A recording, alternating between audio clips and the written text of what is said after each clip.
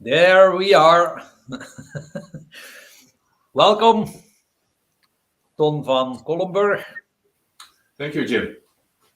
How are you doing? I'm doing fine. We've got a lovely weather today in the Netherlands, so it's really nice. Nice weather for October, I should say. Yeah, great. You are here today. You are central guest for our 50 coffee break. The topic is the future of lean. Maybe before we start, what's your who are you? What are you doing with lean? Like maybe introduce yourself to the people who are watching us right now. Okay, yes, I will. Thank you. My name is Ton Van Kollenburg. I grew up in Eindhoven in the Netherlands. It's a Brainport region where a lot of smart things are happening. I also went to university there, the University of Technology. Later did my PhD in Eindhoven. I studied industrial engineering. And after that, I started working for companies like DAF Trucks, Organon, pharmaceutical company, food companies like Friesland Campina and Heineken, and other companies like Philips, Robert Bosch, and so on.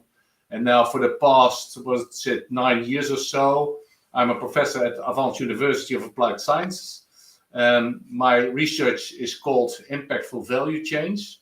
And besides that, I'm also a professor at Rotterdam University, where my research is about smart circular systems. Okay. And if I look what I do with, for instance, lean right now, then it's mostly research nowadays. I used to be a practitioner for 30 years or so, but now it's mostly research. And what I try to do there is, like I call it, help lean step into the 21st century, because lean is a very strong way of thinking, way of working, and strong philosophy, I think. But it's based in the 20th century with different problems than we currently have. So that's what my main aim is. Yeah. Can we say that you're a lean maniac? Yeah, well, I hope my wife doesn't listen at the moment, Yeah. but I think you could say that, yes. Yeah. I really like it. And all the things that are involved in lean management, because I think it's about dealing with people. It's about systems you've got to change or you want to improve. It also has to do with deep thinking, I believe, because it's not the most simple problems you can solve applying lean. So yeah, I guess you're right. Yes. And how about you? Are you also a lean maniac because you invented the 4D lean? Yeah. Yeah. But maybe share a little bit where your passion, like explain a little bit like your passion. Make people maybe even enthusiastic as you are for lean management. What is lean management for you? For me, lean management, I think it's three things, at least the way I look at it now. The way back in about 1990 when it started was a bit different, I think, because we were just trying to learn something about it. But what it means now is that, first of all, of course, it has to do with continuous learning, continuous improvement, and things like that.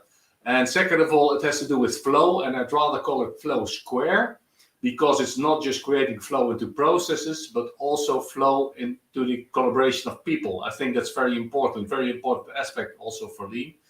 And third, of course, it's about creating value, but not creating value only for one or two customers, like the management or the customer. But I think it's important in the 21st century, at least, to create value for all stakeholders. So that's direct and indirect stakeholders. So it's the people you immediately deal with, but also indirect stakeholders. Like you can also see, for instance, the surroundings, even nature as a stakeholder of the things you're doing.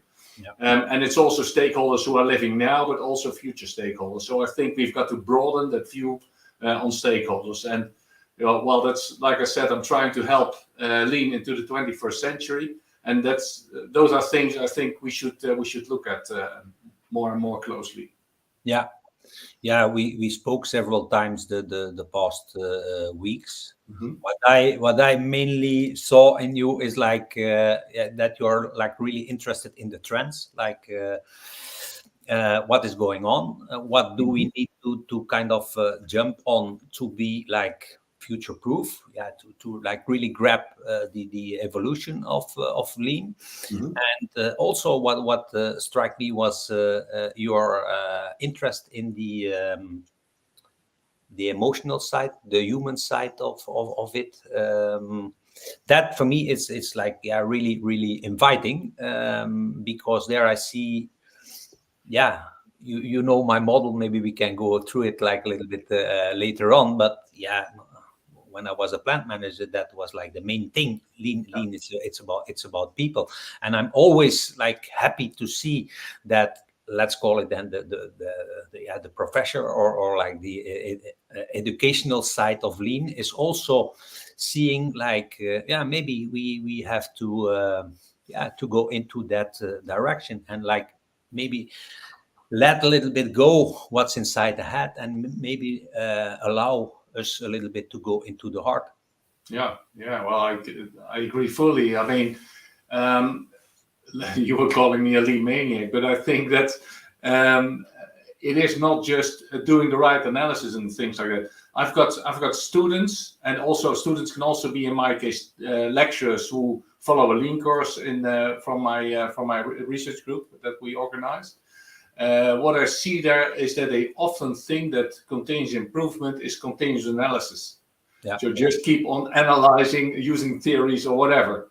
But I always say it's called lean continuous improvement, and that means that's something different, because it means that, of course, you've got to be able to do a correct analysis, because if you don't know, try to solve a problem and you don't know what's going on, that will not work.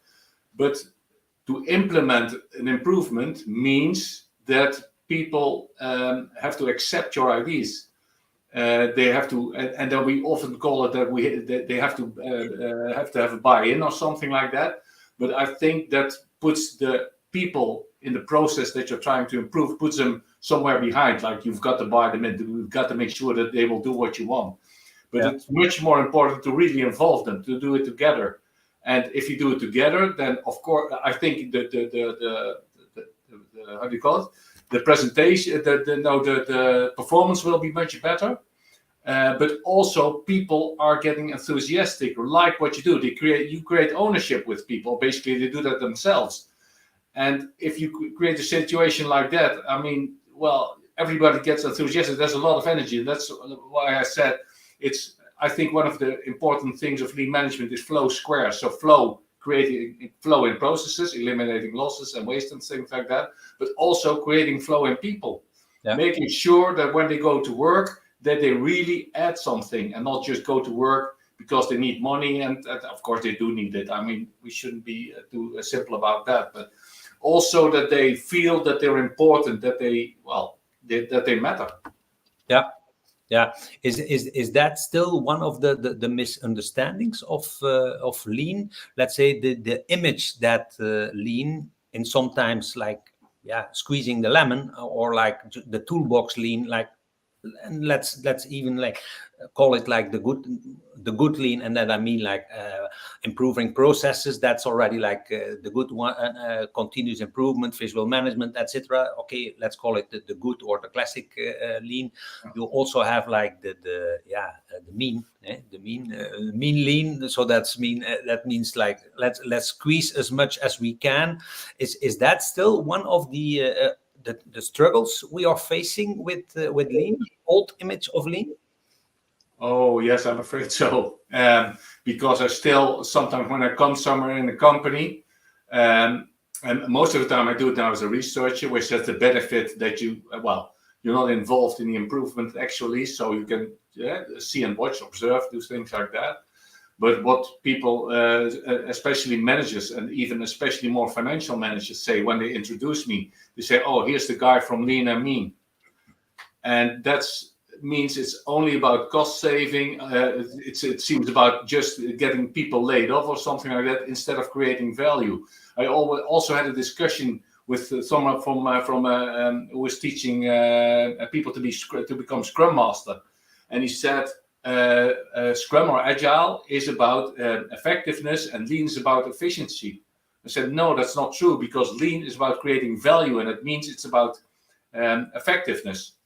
And I think both agile and lean can be very working well together. But well, please, let's stop just looking at more losses and only look at losses. But let's start looking at what value means, and not value just what I see very often also in students in their assignments, that they try to create value for the management, meaning increase productivity or reduce cost. They hardly look at the customer, and that's amazing. And they don't even look at the employees or something else like that. I'm currently asking my students that if they get an assignment from a manager, that they should ask at the cost of who the solution may become. So if they've got a solution, can it be at the expense, for instance, of the people who work there? Is that okay? And of course, it's an ethical question, but I think those questions are so relevant, because what I see quite a number, I've seen solutions where people say, well, we just got to make the people work harder. Like, well, basically the idea then is that people are lazy and you should put a whip on them to make them work harder or something. And that still amazes me. And it's still happening also today. I mean, I thought we would have left that behind 10 or 20 years ago. But yeah. Now you're one of the driving forces of Elec, an event that will happen later on this month. Maybe I can show the flyer for the people who are watching. Maybe what's going on there, like challenging the future with lean. Yeah. What's going on the event? What are the plans? You're one of the driving guys behind it. Yes. Please explain. Yeah, well, it's more or less says challenging the future with lean, because I think we've got quite a number of big issues we've got to solve. And if we just apply lean then in doing value stream maps, adding customer value, although that's important, I think we should have a broader look at it. So our basic aim is to have people think more about, well, the things I already said. How can you involve people? How can you create solutions for all the stakeholders now and also in the future? And so what we're working at is having a program that matches that, but also stands in the current times. Because, I mean, well, it seems like we're heading for some kind of period of war, not just Ukraine, but now also Israel is not going very well, so to speak. So I think we've also got to see how lean can help in those situations. And for that, for instance, we've got Sergei Komberyanov from Lean Management Institute in Ukraine, who will learn us more about how you can apply lean management in a situation of war, how you can transfer factories in a lean way, how you can train people in a lean way. So, but that's still the more common lean, so to speak. We've also got Professor Jaap van den Heuvel. He will talk about lean in healthcare to see, well, what's currently happening.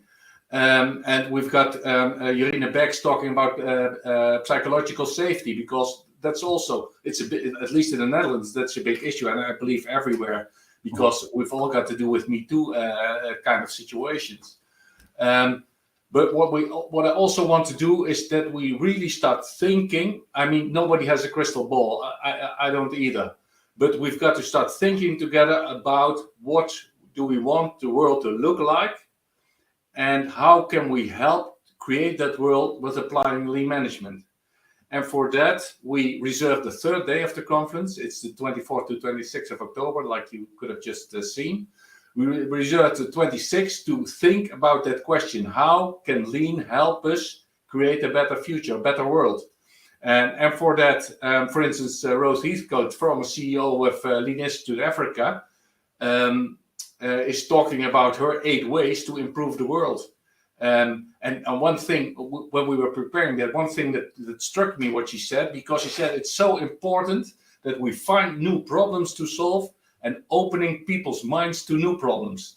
And I think that's exactly what we want to do there. And besides that, of course, on that day, you will be having a performance with Iris Hunt, Jim. Yeah, exactly. And I would really like you to tell something about it, because I'm still curious I mean, it's amazing. I think it's amazing what we're going to do. Um, Yeah. yeah. Yeah, I think that day is like really, yeah, it's really amazing, and I'm super grateful for the opportunity to link like the what I call the different dimensions of lean. Now, when I was a plant manager, I saw like there's a lot more than just the process. So I was a plant manager, and then from day one, I saw that really attitude is like the main thing. So skills you can learn, attitude it's far more difficult to learn. And sometimes really I'm sometimes like even compassionate with people who keep like just focusing on that process, on that control, on that comfort zone of like being rational, and then like making everything like measurable and tangible, and sometimes I have compassion a little bit with their need of being in control, because that the future is like being open-minded, as you mentioned. Yeah. It's trusting people. It's like and that evolution is going on. So maybe I show I made a model of it. This is like in short the model. We will not go in detail here, but what you see is you have 2D. That's like for me the classic lean. 3D you have two parts. The left part is like focusing on passion and talent, and then giving people the opportunity to be autonomous. But that's mainly open-minded. Like open-minded give people the chance to blossom, and when you go one step further and their iris comes in, then you go into vulnerability, and you see on the graph that the biggest jump in the curve, and this curve is based on fact and figure, comes the moment that the leader, the manager, is like daring to be vulnerable. The next phase is, or it's even in between, it's a purpose. But there Iris comes in, and when I met Iris, I was looking. I'm organizing events myself, and I'm always looking for role models. And when you look for a role model for vulnerability, it's not that easy. It's really not that easy. You have Brené Brown in America. I try to contact her every year. She will be in Holland next year. But when you look like really into vulnerability, into that heart connection, I ended up with Iris. So I went to one of her events, and I was also a personal friend of Norman Bodek, and he learned me. I have the talent to find talent in others, and I thought like this is the exact match of going into that section of vulnerability. So it's the talent of her. It's the emotional part of her. It's the personal connection I have with her. It's that vulnerability and the to say it, the potential that is in each individual to blossom to the best version of themselves. That is what is in Iris. Yeah. And why do you think people are so reluctant of showing their vulnerability? Yeah, but that's like then you have to go in your heart. And I always say like, okay, the manager in the end of the month, they are looking like, what is it bringing for me? And it's going out of your comfort zone. As a manager, do you dare to go out of your comfort zone, even when it's not rewarded in like the classic way of getting money? When I was a plant manager, my goal was to save 100 people's jobs. So for me, it was like, whatever it takes, I go in there to save these people's job. That was really my purpose. Now, a lot of managers, a lot of lean experts, they just stop, and like for me it feels like they stay in that control, in that process, in that just to avoid that they have to go there, because it's scary to show emotions. It's scary to tell people that you made the mistake. That's not that scary, but to show emotions and to show like, and to create like a personal bond. I loved my employees really. When I loved each of them, I love them, and that is the moment that you can create that connection with your employees. Of course, they blossom.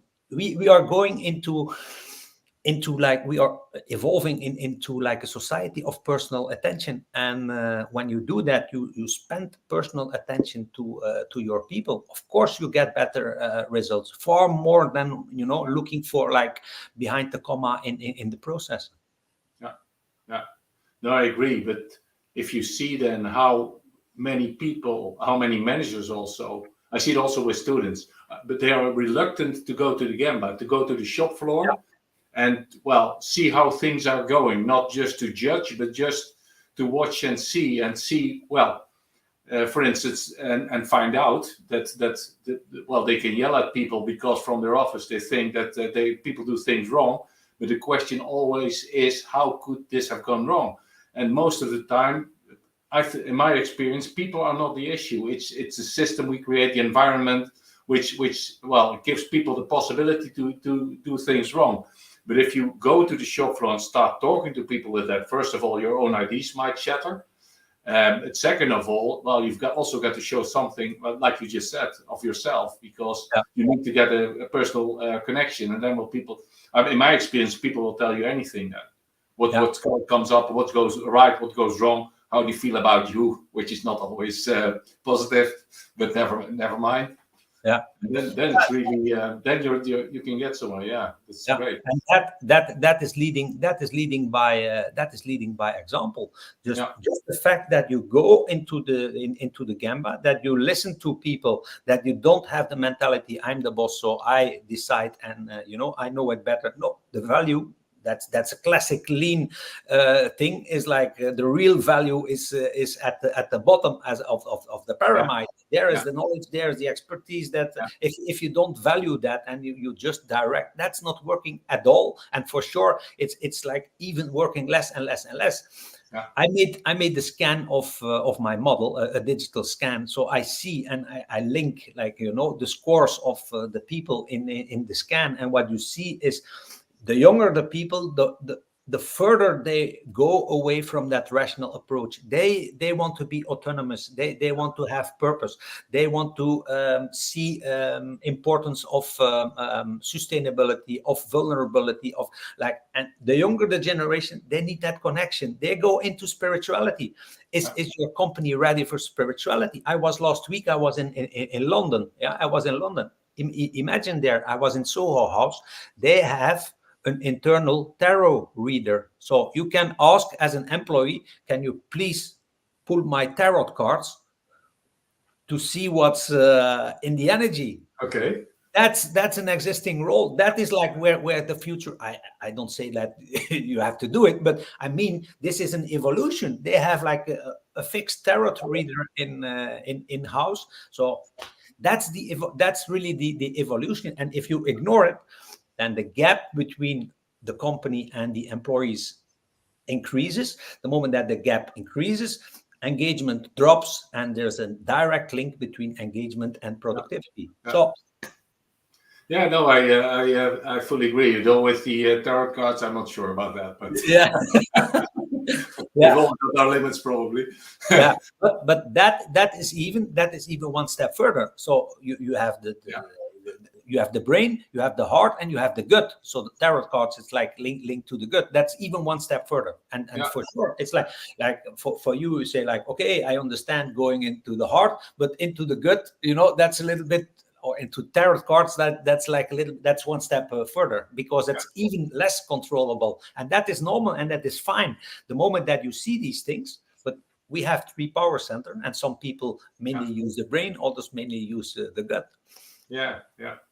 Yes, and all is valuable, I think. Though I must say that we talk about it very easily, like going to the shop floor, having discussions, getting connected with people.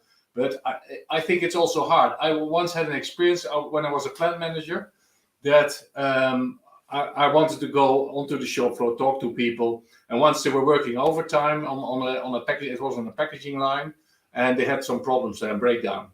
So I went there just to see what's going on. How are you doing? Are you managing it, and so on? And one of the questions I asked was, have you talked to the planning department about this? My only idea was just gathering information, talking to people. I had no other intention. What I heard the other day was that people said that they couldn't go further because I had said that they should go first to the planning department. So then I thought, okay, so this is, I've got to learn something here, because apparently I'm not doing the right job. I'm not asking the right questions. It's harder than just asking something. My learning point there was that it's hard to do. It's not easy. You can't do it 100% right or something, and don't aim for that. I mean, just go there, have a talk, and also I think you can also grow with that. For instance, one of the things I try to teach my students is just asking questions. You know, the 5W1H questions or something like that, because they find it very hard just to raise a question. They get some kind of issue that they might have to solve, and then they just don't manage to ask, well, what's the problem? Who's having the problem? Why is this important to solve? Can't we do something else? Just to get to know what's going on. And those are basically the same questions you've also got to ask at the shop floor. Yeah. How are you doing? What's going on? How can we be helpful? What do you need? Yeah. So, but that's something to learn. And I also think that's one of the things I was talking about, helping lean into the 21st century. I think one of the main things there still is, although it's not new. I mean, Kipling raised those questions in a poem, I believe, I don't know, over a century ago, so I don't recall it exactly. But still, it's very hard for people to ask those questions, and they are the basis of everything. If you can't ask the right questions, you can never reach the correct solution, I think. Yeah. You've got to start there, and start with being curious, getting connected. Yeah. That's also something we might say to the people who are watching. If they have a question, they can. Yeah. In the comment box, that we don't forget to ask their question. Now, so 24, 25, 26 October, you have that amazing event in Den Bosch in Holland. Why should people come to Elec, and which people, would you invite to come? Well, I think everybody who wants to learn or join the Lean community, or also learn about Lean management. And I think you never stop learning. I've been working with Lean now for over 30 years. I still learn every day. I still learn something new. And sometimes it's something obvious, but quite often it's also something quite new. So basically everybody's involved. What we're aiming at is people from a practitioner's as well as an academic point of view. And what we want to try to do there, it's also in the picture now again, challenging the future with Lean. That's what we want to do. So I think if we keep on focusing with Lean management or just cost reduction or productivity increase, that will not help us much further. So we've got to find new ways to apply Lean. And new ways can be that we do a Kaizen on CO2 reduction instead of cost reduction, but it can also be about thinking about new principles. I mean, one of the principles of Lean thinking is respect for people.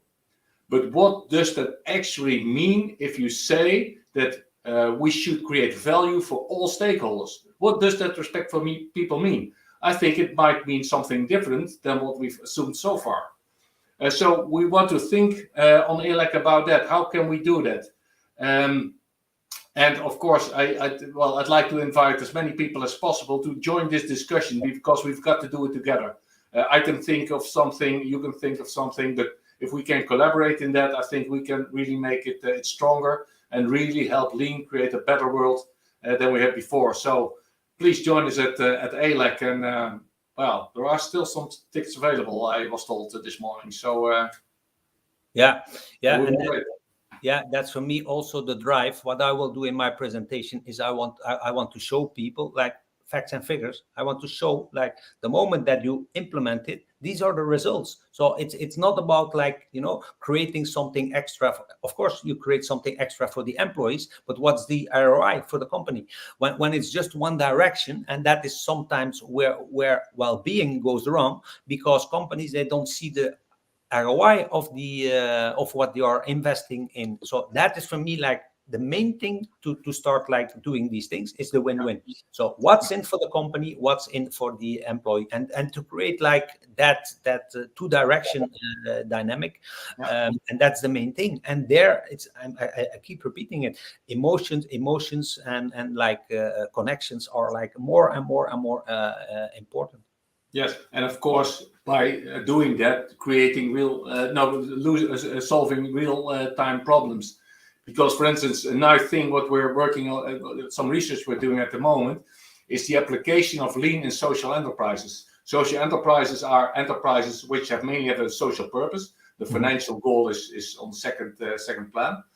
And what they feel because of this social purpose, they think, for instance, efficiency is a rather dirty word. You shouldn't use it. It's taboo to talk about it, because if you work more efficiency, that means, for instance, people with a larger distance to the labor market, which they work with, might have to be squeezed out, and that's not what they want. But I think if you apply lean in the right way, so trying to create value, that means creating value is not at the expense of someone. Creating value is adding something more to a beautiful world in the end, adding quality to life, as a colleague of mine, Arno Koch, would call it. And I think that's what we should aim at. And for instance, applying lean in social enterprises seems, because they're not making profit, most social enterprises, they're making loss simply because their cost price is higher than the market price. But if you can apply some certain elements of lean, then you can really get to your social purpose, but also make sure that it's cost efficient and that you can continue as an organization. Yeah, you're also into research. What's the importance for you of research, and where is it going? Well, the important thing is, for me at least, is that we do research that will have benefit for everyone. And by everyone, I don't only mean humans. I also mean animals, plants, the whole planet.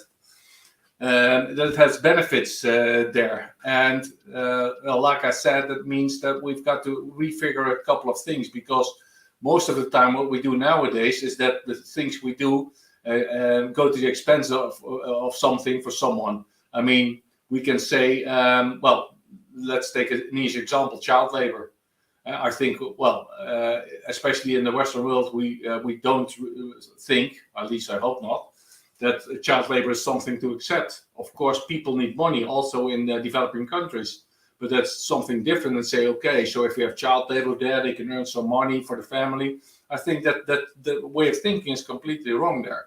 We've got to change that. And I think, for instance, in applications like this, lean management can also be of help there. The other thing I think that's important is that we don't only solve 21st century problems, but also learn to master the right skills. And I'm not sure we've got the 21st century skills, for instance. I'm not sure they're the correct skills, but I think it's a good attempt also there. But we really got to look into that. What should people be capable of doing? I mean, is it okay that you spend, I don't know, hours a day behind the screen? Does it help you learning the skills you need? Sometimes it does, especially when an IT developer or something like that. It might really help if you just practice. But in a number of cases, it won't be helpful. So we've got to look into things like that to see how it can help there. And one of the things we've still got to learn, a lot of people think that, for instance, digitalization is common everywhere. It is not common everywhere. It's hardly common anywhere, I would say. I mean, there's still a lot of people in society who have a lack of digitalization skills. It can be elderly people who weren't that good at school in the past and so. But also in companies, I mean, we think they should be using data, but in the end, a lot of companies still do a lot of things on forms and so on. And if they collect them in a digital way, then interpreting them and using them really for the benefit, That's also still an issue. So one of the other things we're studying at the moment is about digital analytic capability. So that's the ability from an organization to use its digitalization. So there's all kinds of things to solve and to work on. But like I said, I think the most important thing is that we try to do it together. None of us has a crystal ball. We don't know where it's heading. Basically, we're living in a very unsure situation at the moment. We don't know what will be the world in 5 or 10 years. What has climate change done? What about biodiversity? What about the temperature in the oceans, or the plastic in the ocean? We don't know where it will bring us. We don't know what the solutions are. I was in a meeting this morning where someone said, well, the government should be more clear about where we should be heading. I don't think governments can be clear about that, because they don't know either. And they can say something like, we're going into this direction. But the question is, in the end, is that the right direction? I mean, are we going for batteries, electricity, or are we going to hydrogen? I really don't know. It seems to be the first one, but who will say in 5 years? Yeah. So. Yeah. It seems like a lot of things to discuss on the coming conference. Yeah. Do you have a last type of advice, questions, whatever, to the people who are watching? The floor is yours to just address what you have to say to the people watching. Okay. Yeah, well, like I said, I'm really looking for collaboration, and we are trying to start that collaboration at the European Lean Educators Conference at the end of this month, like Jim already showed in the screen. There's a QR code there, and there's also a bit.ly website, so you can easily find it, I think. But that Elec should just be the starting point. So even if you can't be there or won't be there or whatever, be invited to work with us on trying to find a good way for lean management to create a future for not only for us, but also for our children and for everything around us. Yeah. So that's my invitation. Yeah. And I think I really mean that you're doing an amazing job there, just to have the courage to put it on the agenda. Sustainability might be already logic for a lot of people, but yeah, you put really things on the program that are really needed, and you're really, and I mean it, you're a role model in opening the gates towards a better world, and that I'm really grateful for, and you will see the effect of what you're doing there. That I can promise you in other keynotes, and I will always think back on the opportunity we got from you and from Elec and from Avans. Yeah. Yes. So looking forward to seeing you there, and I'm very curious how you will connect the head and the heart and the guts. Yeah, that we will try to do. So again, thank you, Ton, for being here, and nice. Thank you for inviting me. We meet in 2 weeks. Yes, we will. Okay. Bye. Bye-bye.